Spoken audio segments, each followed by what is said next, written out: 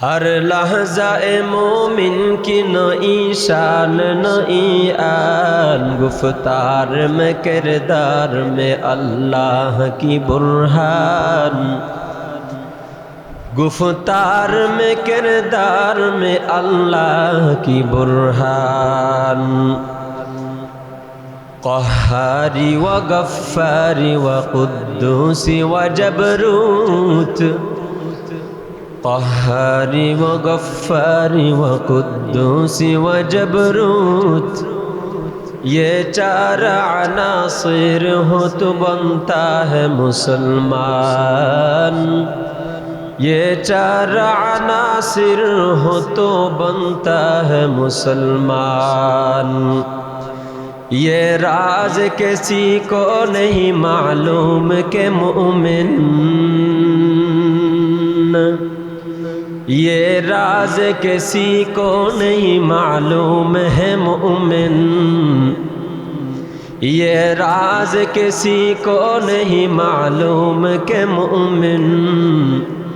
कारी नजर आता है हकीकत में है कुरान, कारी नजर आता है हकीकत में कुरान।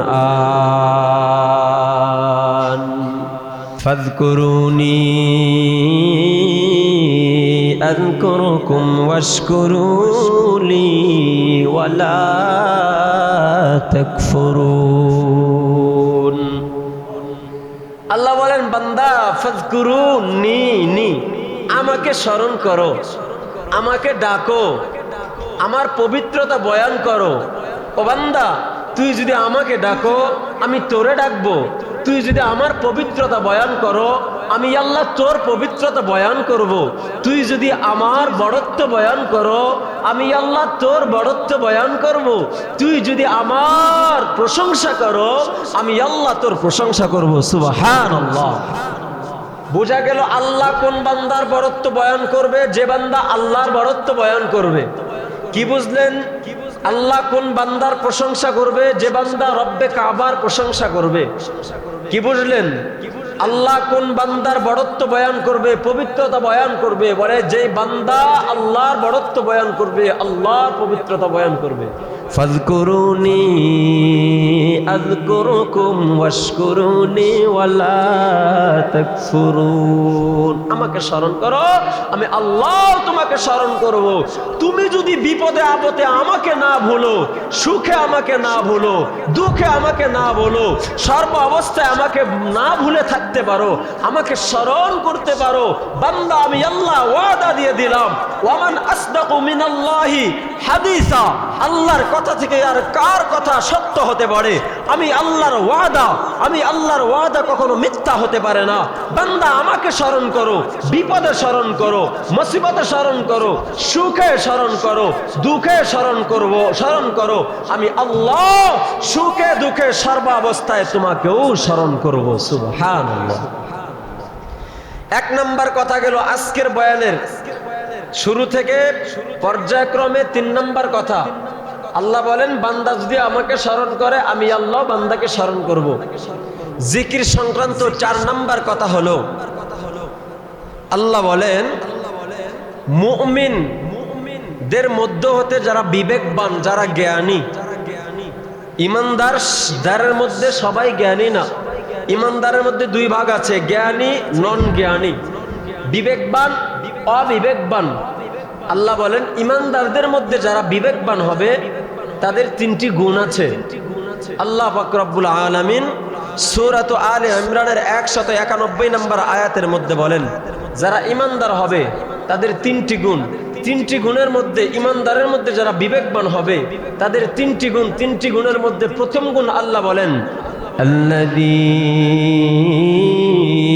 ইয়াযকুরুনাল্লাহা কিয়ামা ওয়া কুউদান ওয়া আলা জুনুবিহিম ওয়া ইয়াতাফাক্কারুনা ফী খালকিস সামাওয়াতি ওয়াল আরদ ربنا ما خلقت هذا باطلا سبحانك فقنا عذاب النار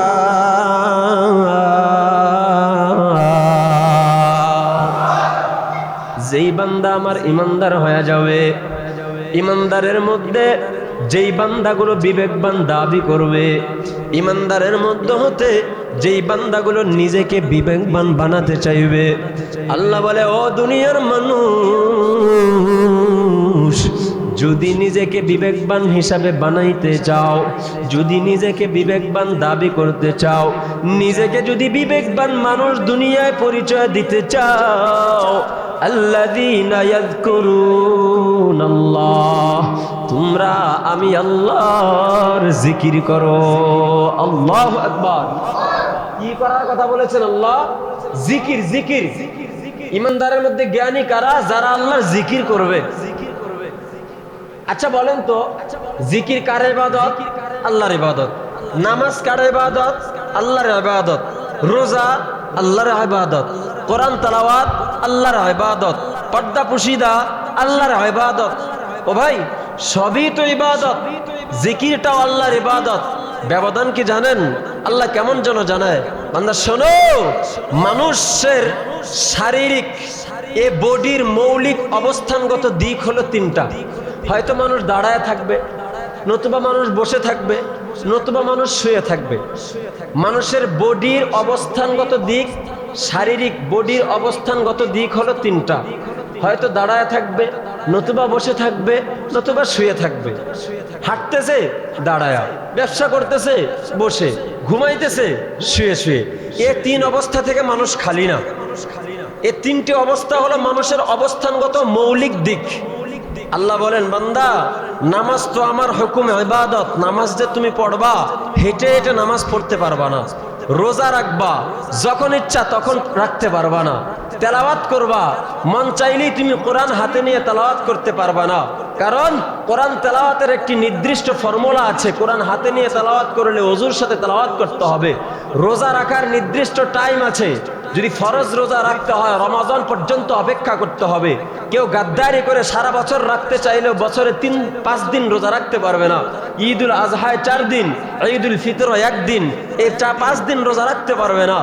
ঠিক আল্লাহ কেমন যেন বুঝায়, বান্দা রোজারও নির্দিষ্ট টাইম আছে, তেলাওয়াতের নির্দিষ্ট পদ্ধতি আছে, নামাজের নির্দিষ্ট নিয়ম আছে, কিন্তু জিকির এমন একটা ইবাদত, নির্দিষ্ট টাইম নাই, নির্দিষ্ট নিয়ম নাই, নির্দিষ্ট কোনো পন্থা নাই। না করা লাগবে ওযু, না যাওয়া লাগবে মসজিদে, না করতে হবে কোনো কিছু। কোনো নির্দিষ্ট পন্থা আমি আল্লাহ শিখাই দিলাম না। শুধু তোর জবানটা ব্যবহার কর, জবানও করতেছ না, দিলটা ব্যবহার কর, তবু আমি আল্লাহর জিকির তোর মাধ্যমে হয়ে যাবে। সুবহানাল্লাহ। আল্লাযীনা ইয়াযকুরুনাল্লাহা কিয়ামান ওয়া কুউদা, নিঃসন্দেহে যেই সমস্ত বান্দারা নিজেদেরকে জ্ঞানী দাবি করবে, বিবেকবান দাবি করিয়া নেবে, 1 নাম্বার গুণ হলো আল্লাযীনা ইয়াযকুরুনাল্লাহ, তারা আমি আল্লাহর জিকির করবে, তারা আমি আল্লাহকে স্মরণ করবে, তারা আমি আল্লাহকে ডাকবে। কয় অবস্থায়? ইয়াযকুরুনাল্লাহা কিয়ামা, দাঁড়ায় দাঁড়ায় এরা আমি আল্লাহর জিকির করবে। ওয়া কুউদা, বসে বসে এরা আমি আল্লাহর জিকির করবে। ওয়া আলা জুনুবিহিম, শুয়া শুয়া এরা আমি আল্লাহর জিকির করবে। আরে আল্লাহর বান্দারা, নামাজ আল্লাহর ইবাদত, রোজা আল্লাহর ইবাদত, তেলাওয়াত আল্লাহর ইবাদত।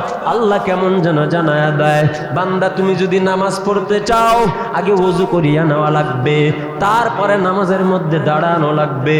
তেলাওয়াত যদি কোরআনটা হাতে নিয়ে করতে চাও তাহলে আগে ওযু করিয়া তারপরে কোরআনটা হাতে নিয়ে তেলাওয়াত করা লাগবে। রোজা যদি রাখতে চাও, রমজান ছাড়া ফরজ রোজা রাখার অধিকার আমি আল্লাহ তোমাদেরকে দেই নাই।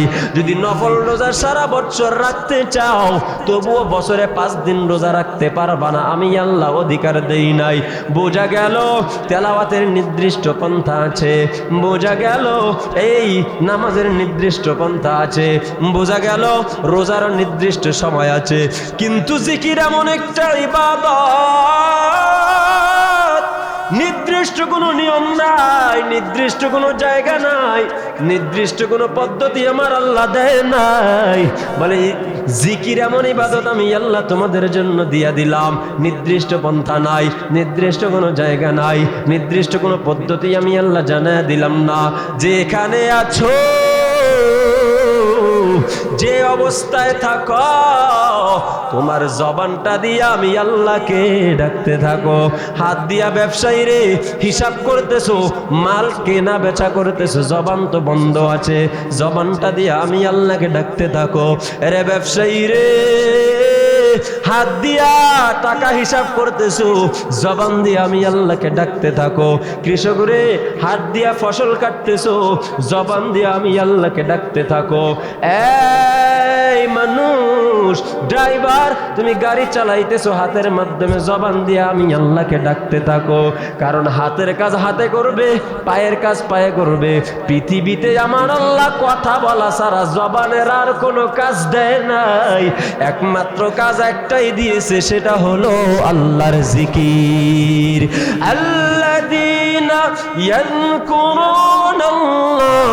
কিয়ামান ওয়া কুউদান ওয়া আলা জুনুবিহিম ওয়া ইয়াতাফাক্কারুনা ফি খালকিস সামাওয়াতি ওয়াল আরদ। এক নম্বর বিবেকবান ব্যক্তিদের গুণ হবে এরা হাঁটতে চলতে উঠতে বসতে সর্বদা কার জিকির করবে? জোরে বলেন, কার জিকির? আল্লাহর জিকির, দুনিয়ার কোনো মানুষের জিকির না। তাহলে বিবেকবান তো তারাই যারা আল্লাহর জিকির করবে, বিবেকবান তো তারাই যারা আল্লাহর নামের তাসবিহ পড়বে, বিবেকবান তো তারাই যারা আল্লাহর বরত্ব গুণগান বয়ান করবে। আর যারা আল্লাহর গুণগান বাদ দিয়ে দুনিয়ার গুণগান বয়ান করবে তাদেরকে আল্লাহ বিবেকবান বলেন নাই। কয়দিন আগে দেখলাম এক আবেগী, অতি আবেগী প্রেমিক বলতেছে মেসি আমার বাবা। নাউজুবিল্লাহ কইলেন না? মেসিরে বাবা বানায় দিছে বদমাইশ। কত বড় লম্পট, কত বড় অতি আবেগী, কত বড় নির্লজ্জ হলে আবেগের প্ররোচনায় পড়ে মেসিকে বাবা পর্যন্ত ডাকতে পারে। এত ভালোবাসা হয়ে গেল। জিজ্ঞাসা করলো সাংবাদিক যে তোমার জন্মদাতা বাবার থেকেও বেশি ভালোবাসো? বলে হ্যাঁ, আমার জন্মদাতা বাবার থেকেও তাকে আমি বেশি ভালোবাসি। চিন্তা করছেন কত বড় নির্লজ্জ হয়ে গেল। মুসলমানের সন্তান বাবাকে ফেলে নেইমার পাগল হয়ে গেছে, মেসির পাগল হয়ে গেছে, নায়ক নায়িকাদের পাগল হয়ে গিয়েছে, গায়ক গায়িকাদের পাগল হয়ে গিয়েছে। মায়ের পাগল না, গায়িকার পাগল, মায়ের পাগল না, প্লেয়ারদের পাগল, বাবার পাগল না, নায়কের পাগল, বাবার পাগল না, ছেলে প্লেয়ারদের পাগল হয়ে গেছে। মুসলমানের ঘরের সন্তান সবসময় জিকির করতেছে মেসি মেসি মেসি, নেইমা নেইমা নেইমা। ও যুবক, ওই অবস্থা যদি তোর মরণ হয়, তোর মরতে দেরি হবে। কিয়ামতের ময়দানে মেসির সাথে হাসর হতে দেরি হবে না। কথা কোন ঠিক না বেঠিক? তোর হাসর তো ওর সাথেই হবে। ও তো মুসলমান না, তো বিধর্মী। জিকির করতেছে মেসি মেসি, ওই মেসি মেসি করতে থাকো। কুল্লু ইনাই ইয়াতারাশাহু বিমা ফি, কুল্লু ইনাই ইয়ানতারিশু বিমা ফি। যেই ভান্ডে যা থাকে কাট করলে তাই পড়ে। তুমি মেসি মেসি মেসি মেসি করতে করতে লাফায়া লাফায়া আবেগে কয়েকদিন আগে কয়েকটা মরছেও আপনারা দেখছেন। ওই মেসি করতে করতে যারা মরছো, মেসির প্রেম নিয়ে যারা মরছো, নবীর হাদিস যদি সত্য হয়, নবীর কথা যদি সত্য হয়, মেসির সাথে তোর হাসর নাসর হবে, নেইমার সাথে তোর হাসর নাসর হবে। বদমাইশ, লম্পট, কাফের, বেঈমান ইহুদি খ্রিস্টানদের সাথে তোর হাসর নাসর হবে। আর কিয়ামতের ময়দানে যাদের সাথে হাসর নাসর হবে তাদের সাথে তোর স্থান হবে। বিধর্মীরা যদি জাহান্নামে যায় তোর স্থান হবে জাহান্নাম। মেসি যদি জাহান্নামে যায় তোর স্থান হবে জাহান্নাম। নেইমার যদি জাহান্নামে যায় তোর স্থান হবে জাহান্নাম। ও যুবক, তুমি কাকে নির্বাচিত করলা? তুমি কাকে ভালোবাসো? কাকে পছন্দ করো? কাকে তোমার মডেল হিসেবে গ্রহণ করলা? কাকে তোমার বন্ধু হিসেবে গ্রহণ করলা? বন্ধু তো ছিল উলামায়ে কেরাম, বন্ধু তো ছিল আহলে হক উলামায়ে কেরাম, হক্কানি আলেমগণ। বন্ধু তো ছিল নামাজি, বন্ধু তো ছিল মুয়াজ্জিন, বন্ধু তো হওয়ার কথা ছিল ইমাম সাহেব, বন্ধু তো হওয়ার কথা ছিল সমাজের ভালো ব্যক্তিরা। তুমি আদর্শ বানাইলা কাকে? সব থেকে পৃথিবীর নিকৃষ্টতম নাপাক ব্যক্তিদেরকে বন্ধু বানাইতেছো।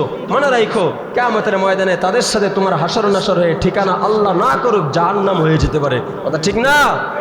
এজন্য সাবধান। জিকির হবে কার? আল্লাহর। দুনিয়ার কোনো মাখলুকের জিকির করা যাবে না। কোন মাখলুকের জিকির করা যাবে না, জিকির দ্বারা জবান ভিজা রাখতে হবে। যে যত জিকির করবে আল্লাহ তাকে তার তত প্রিয় বানায় নেয়। সুবহানাল্লাহ।